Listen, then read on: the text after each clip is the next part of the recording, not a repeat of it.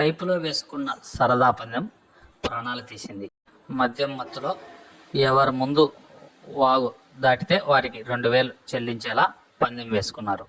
ఇద్దరిలో ఒకరు వాగు దాటి బయటికి రాగా మరొకరు వాగులో గల్లంతై విగతజీవిగా బయటకొచ్చారు.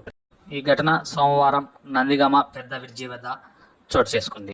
ఇక వివరాలు లేకపోతే నందిగామకు చెందిన గోపిచంద్, రోసయ్య అనే ఇద్దరు యువకులు స్నేహితులు. ఇద్దరు కలిసి మద్యం సేవించి మద్యం మత్తులో ఒకరినొకరు ఎవరు ముందు వాగు దాటితే వారు మరొకరికి 2000 చెల్లించేలా బెట్టింగ్ వేసుకున్నారు. ఉధృతంగా ప్రవహిస్తున్న మున్నూరులోకి ఇద్దరు దూకారు. రోసయ్య వాగు దాటి బయటికి రాగా చంటి మాత్రం గల్లంతయ్యాడు.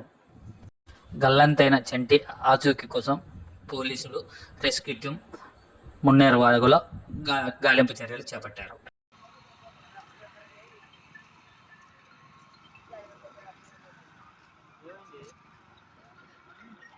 ఇద్దరు దూకారు. వాడు ఒడ్డుకొచ్చిండు, వీడి వల్ల కావట్లా.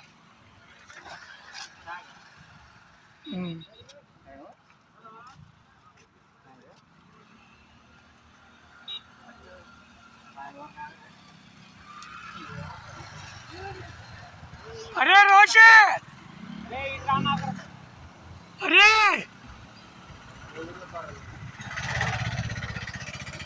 అరే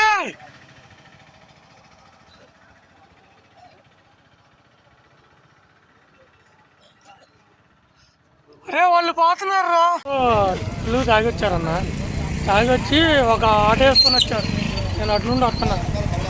వాళ్ళిద్దరిలో దూకినోడు చచ్చిపోయినోడు పందెం కాసిండు. 2000 ఇస్తా దూకరా, దూకాడు రా అండు. వీడు నేను దూకొస్తా అని వీడు దూకిండు.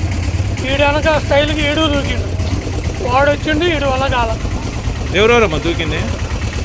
ఇంటి పేరు మాడుగులు చంటి అను, రోషియ. వాళ్ళ ఇంటి పేరు తెలియదు మాకు. ఇప్పుడు వీళ్ళు పందాలు కాసుకొని దాంట్లో దూకారా?